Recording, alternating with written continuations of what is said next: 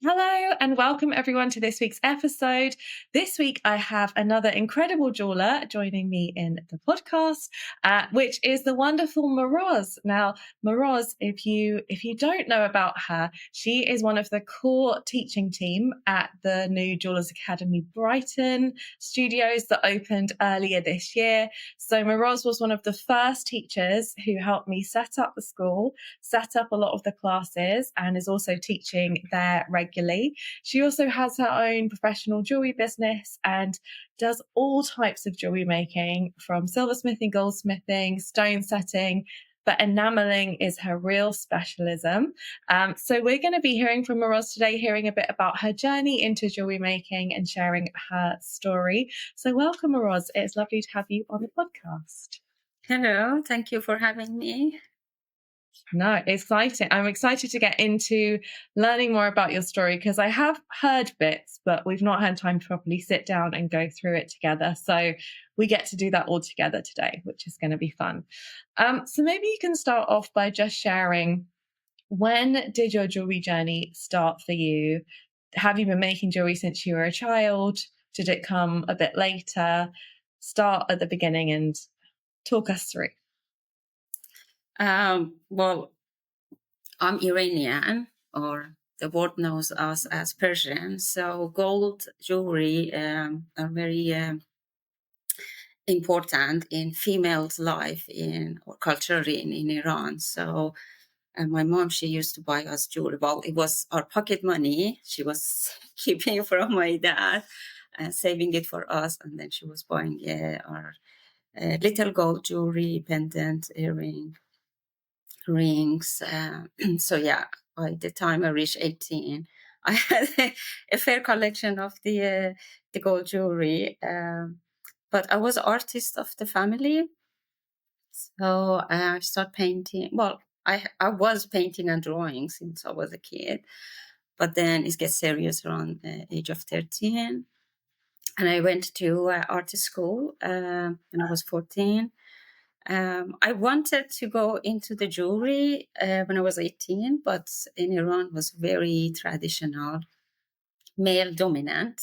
So my dad didn't see fit me going and sitting next to the, other boys and men and try to start learning that. So the second option was to go into the university and study art. So I studied visual communication and graphic design.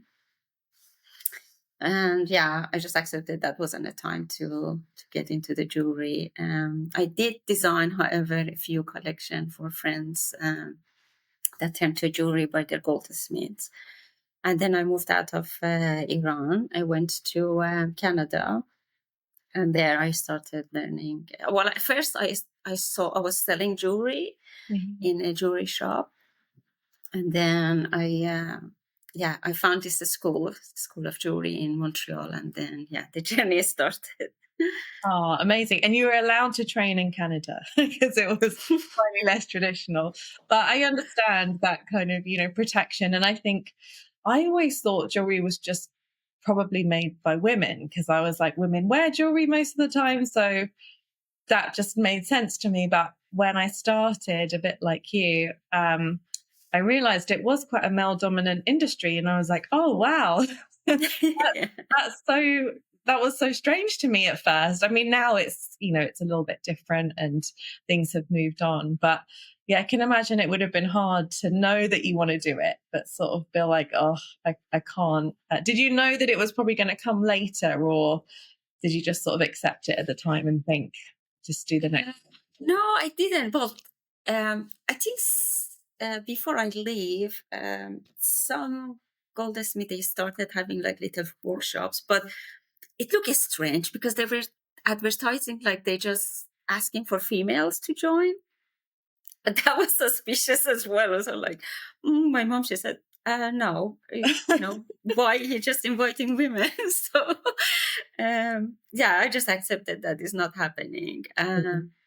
So when I went to Canada, I first started getting my qualification from GIA, Accredited Jewelry Professional qualification.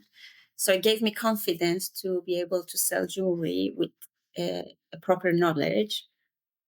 And then when I discovered that at school, then I said, "That's it." I started going to evening classes, and I saw my teacher is so cool and relaxed and doing what he loved to do. So he as well, he had his own business plus teaching at the school, in the college, and the evening classes. And I said, "That's it. That's what I want to be." So Yeah. yeah, it's just Yeah. hooked me. Amazing. And when you started learning jewelry making in Canada, what were some of the things you were drawn to the most? Because obviously we'll move forward and you've done so many different things throughout your career already. But what sort of techniques or projects or things were you drawn to at the beginning?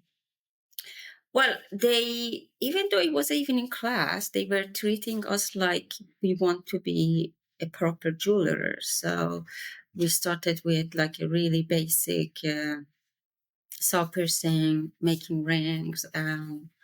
They told us as well that you cannot copy other designers. So we had to kind of, it wasn't really design oriented, but we could design what we wanted. So yeah, they had gem fair as well. That we could just buy the gems. So yeah, I think we started with a very core essential, like we're doing it the Jewellers Academy Diploma, the saw piercing, hinging, I don't know, jewelry making, things like that. And I was a bit curious as well, so I wanted to do more than they were teaching. So I remember I asked, "I want to make two." And my teacher said, like, "Really?" I said, like, "Yeah, because two wasn't something that they're going to teach us." So, and he said, "You don't know what is coming." So, yeah, it was just like so weird. First time I made the two, but yeah, it was interesting. And then mm, we did wax carving. They had a casting system there as well. So they were allowing us to do casting. So they introduced us to so many I think basically what we do at the Jewellers Academy was quite similar. So I learned all the core. So by the time I finished, I could, start, but I was lacking confidence. So yeah, which comes with the experience. Yeah. So what happened after you'd done your Canada training? So you'd learned all these incredible things and you'd been introduced to all this stuff. Had you started making and selling jewelry, or were you working Um, like no, but in the meantime, when I was studying, I was doing bead making jewelry. So I Hmm. bought a lot of semi-precious gems and beads. And I was doing like these really interesting, intricate, like pendants or necklaces. I tried to do some shows in my mom's house, but I didn't get that much interest. I don't know. It's people um, or maybe I just didn't know how to, put myself in the market. So I sold a little bit here and there. But then when I started doing that course, it was just says, "What is bead?" It's still nice, but I said, like, I want to bring some element to those beads. And then, yeah, I finished that. I wanted to work with one of the jewelers, or whoever that was willing to accept me there into their workshop. And my teacher went around, asked around, and they said, "No, we prefer to get the students from the college, not the evening classes." So I started looking for see if there's a university and I can go. I didn't want to go to the college, so I said I want to go to university. We had really good university in Nova Scotia, NASCAD. Over there as well, they gave me a little bit difficult time because they said, "Oh, your high school degree or your first degree wasn't in English. I did it in Iran, so you had to." Qualify that, and then we might accept some courses, we might not. So, and then I had to pass the English test, which my score was two score below they wanted. So I said, you know no? what, I'm just gonna go somewhere that they don't give me difficult time. So I started googling. Yeah, I started googling, and then Birmingham School of Jewelry came up all the time. I think they had really good advertising on the Google. Ah, Birmingham Uh, jewelry. Yeah, yeah. yeah, and then yeah, I just applied, and they said, "Yeah, welcome." So, and it was good because we were just learning how to make jewelry. There wasn't like side hustle or, learn the history and do this and do that. It It's wasn't very like, practical. yeah, it was very Yeah. hands on. So yeah, it was, Amazing. So you came over to the UK. You've already yes. been to Canada. That's so very Yeah. international. I love it with the training. And then you studied at the Birmingham School of Jewelry. And when did you start kind of working in jewelry? What was that like? So I was, um, it was funny because uh, in the first year, uh, we had 2 weeks that they introduced us to the different skills within the industry. So they were inviting makers from the jewelry quarter to come and teach us like stone setting, um, uh, wax carving, model making, things like that. And there was enameling as well. So we had 1 day introduction. Uh, with a very famous artist, Jane Moore. Bless her. She told us a lot. Like it was too much information, and I said like, "What is this? Like I don't understand these things. Why?" Even though I know French, but why the words are all French? Anyway, I didn't get it. Like we had the day, and I just said, "Oh, that's not for me." And Mhm. on the summer, I went to um, Italy to learn glass fusing and glass lamp working.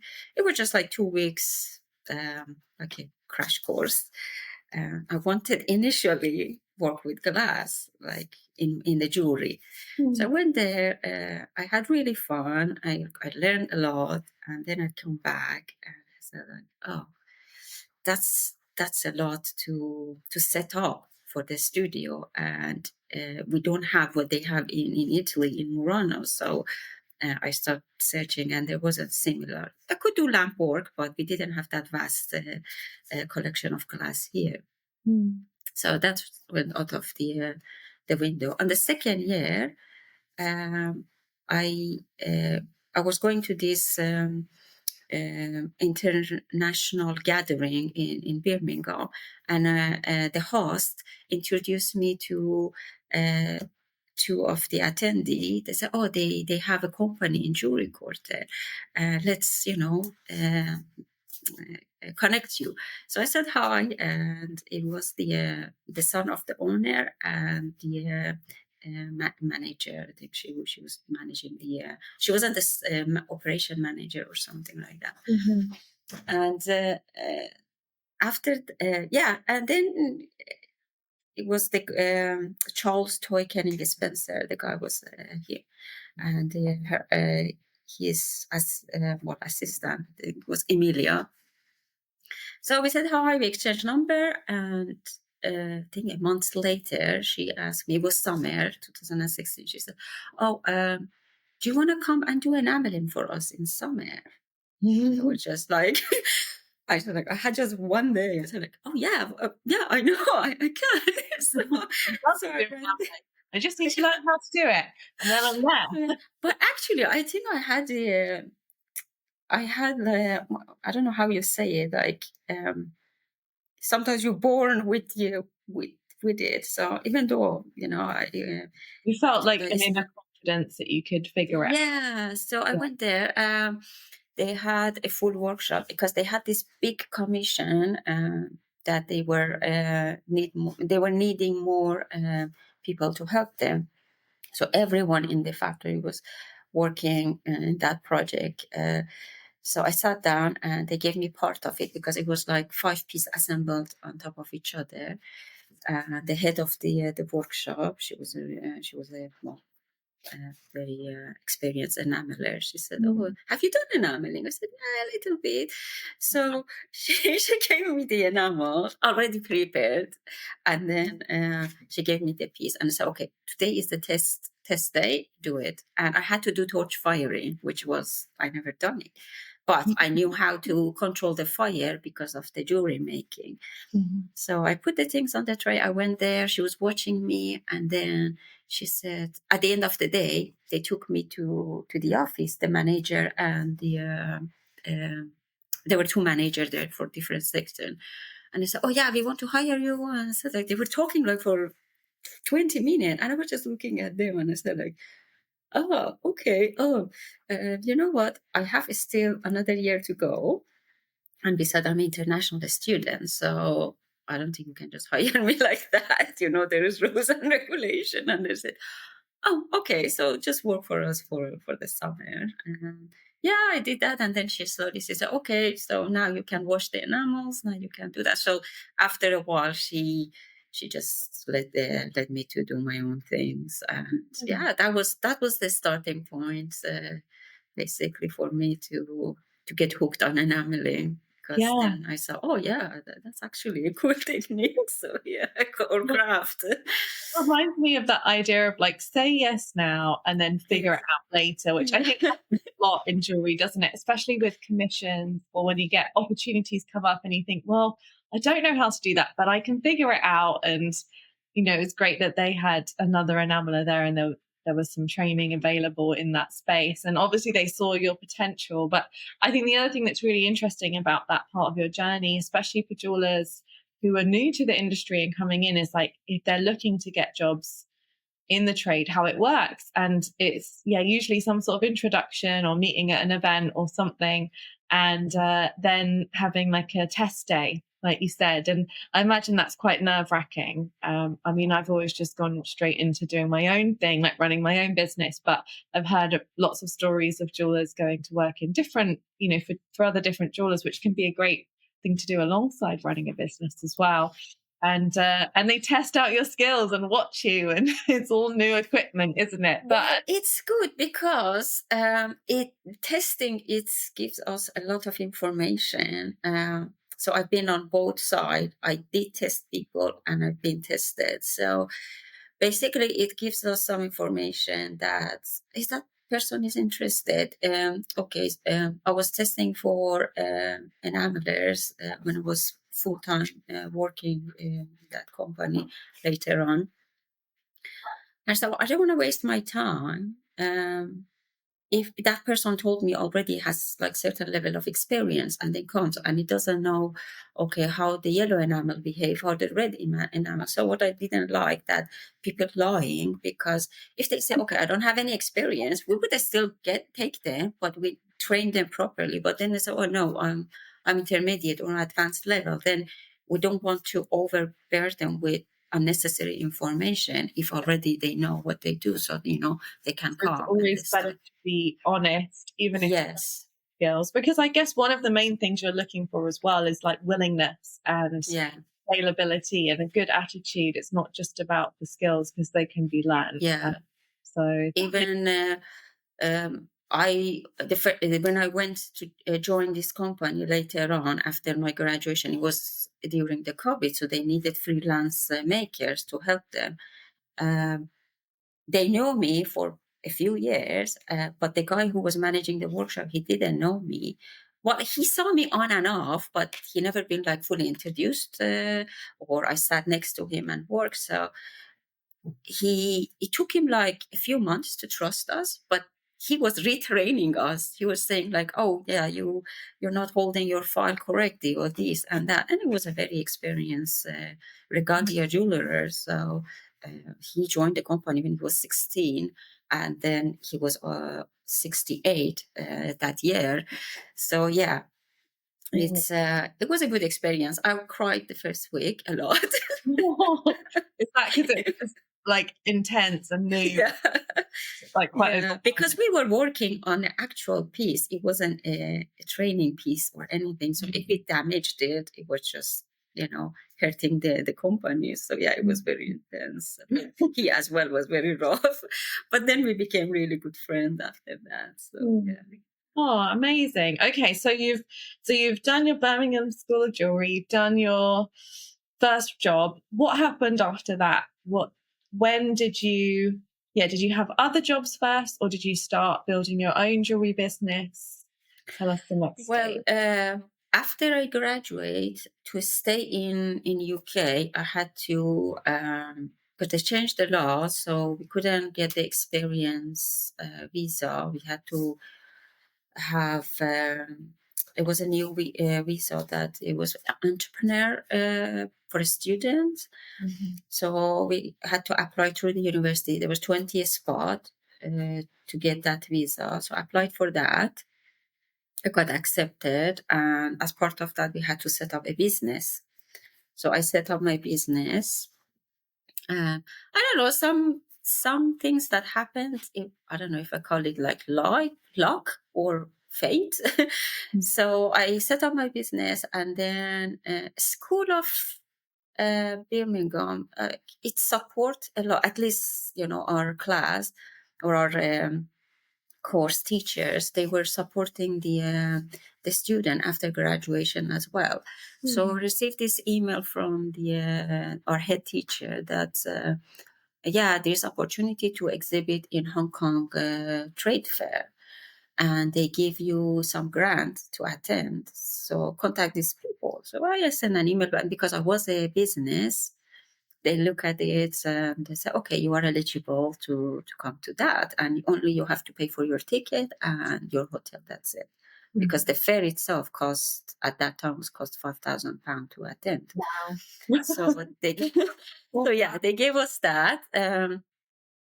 Uh, I'm not sure if I paid a little bit toward that as well, but it was just a little Mhm. bit, like not much. So yeah, I went there. Even though we were in the wrong hall, we were in the mass production Okay. hall, but still, I Yeah. didn't go. I didn't go there to sell things because I knew that that section wasn't for me.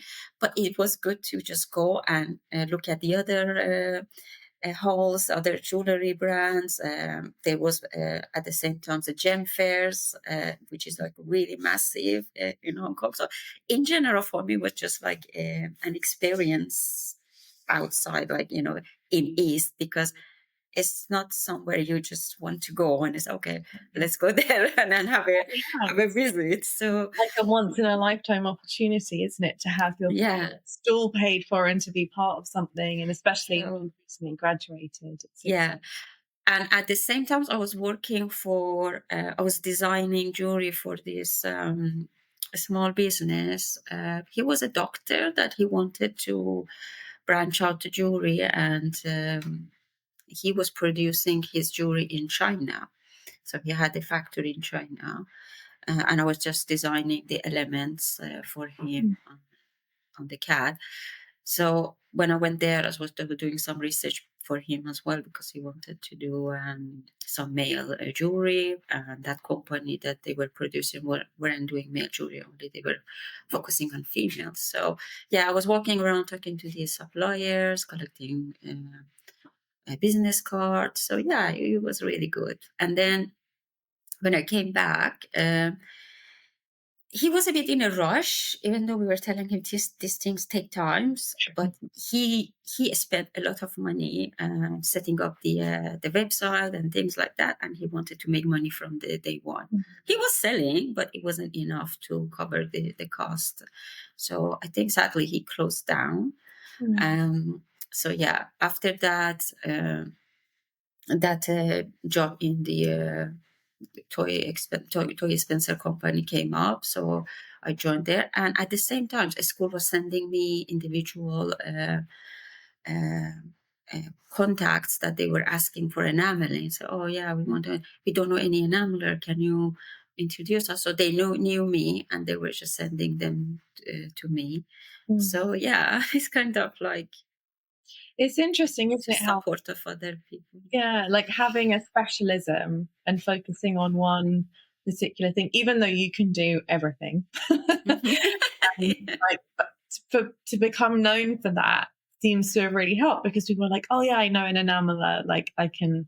So it just shows how that focus and really kind of drilling in on that can make a difference to the growth and the opportunities that come up. So fast forward a bit, you moved down south near us, to Brighton. Tell us about that and running your own business now, and then we'll move on to have a quick chat about Brighton as well. So yeah, because my partner moved to the University of Sussex, we tried to, make it work long distance because I was still working there, and yeah, the income and everything was really good. So I said, okay, I'm gonna stick around, and then until we bought the apartment, and then he said, okay, I think it's time for you to come because it's like it's too much expenses keeping two places running. Mm. So yeah, I had to pack up. It was very heartbreaking because jewelry quarter is amazing. Just I had everything at my fingertip, like casters, platers, anything. So I didn't necessarily have to make everything myself. I just had to go and, ask other people to collaborate with me. So I came here. Louis is very small. It was very difficult to find a workshop. There were shops available on the high street, but the rent was just wasn't something that I could manage at the beginning. So the guest bedroom turned to my workshop, and I said like, oh yeah, I don't know anyone here. I should say, I was a bit miserable, but It's hard to then move your whole life, isn't it? There's a trend. yeah.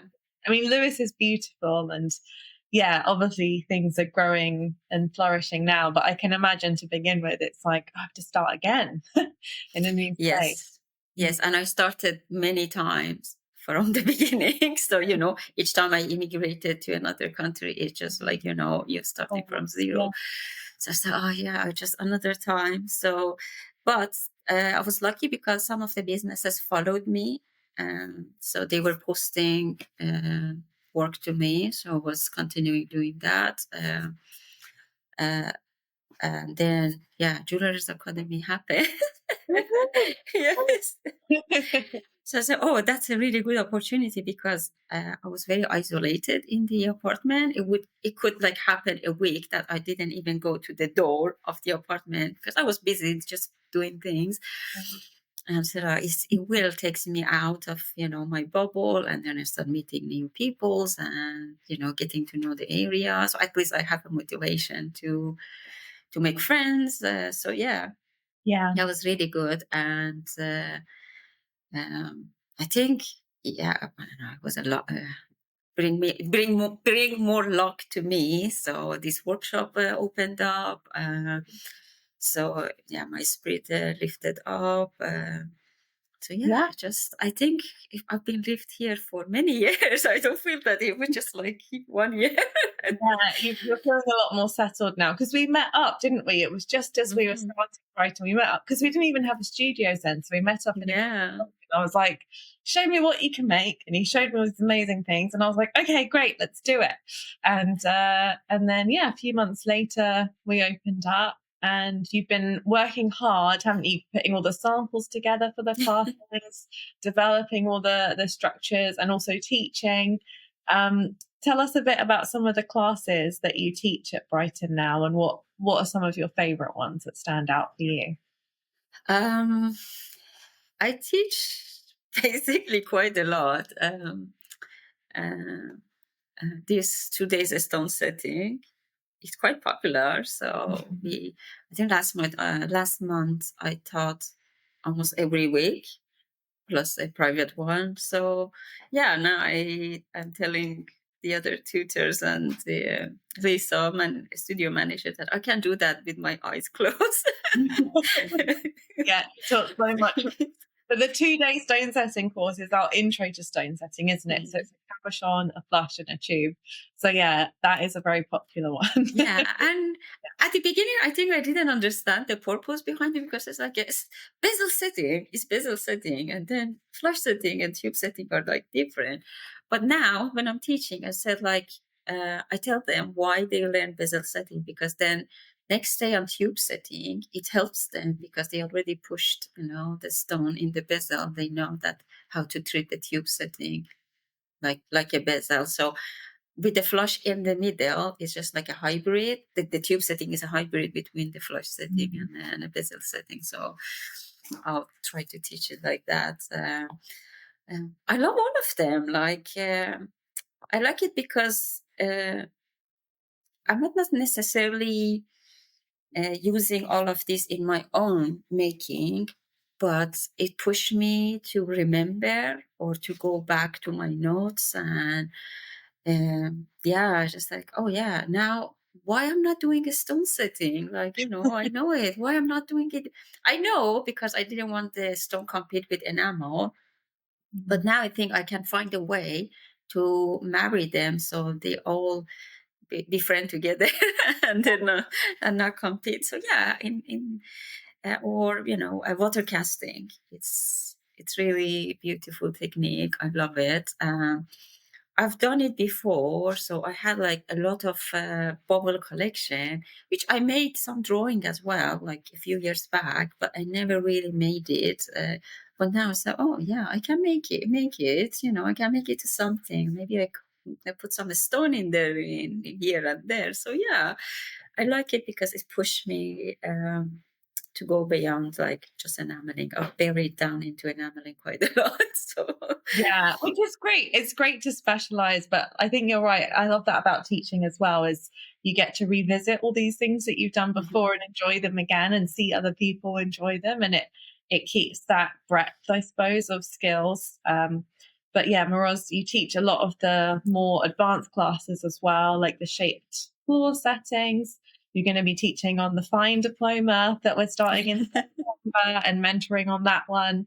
And we're coming to the end, aren't we, of the summer intensive diploma, which is the first Yeah. diploma in person at Brighton. So you've been teaching lots of those classes, design classes, like you said, called connections, making a solitaire ring, all sorts of things. So yeah, the students are very lucky. They love learning from you as well because you've got all this knowledge I think you deliver it in a very accessible way as well, which is Yeah, because I have to think sometimes that certain things because became part of us. Like after maybe in 5 years, uh, the uh, the beginning of the 5 years that you're gaining experience, um, you're not sure, you're not have don't have a confidence, but some of these skill become part of you eventually, and you don't realize that you're doing them without even thinking.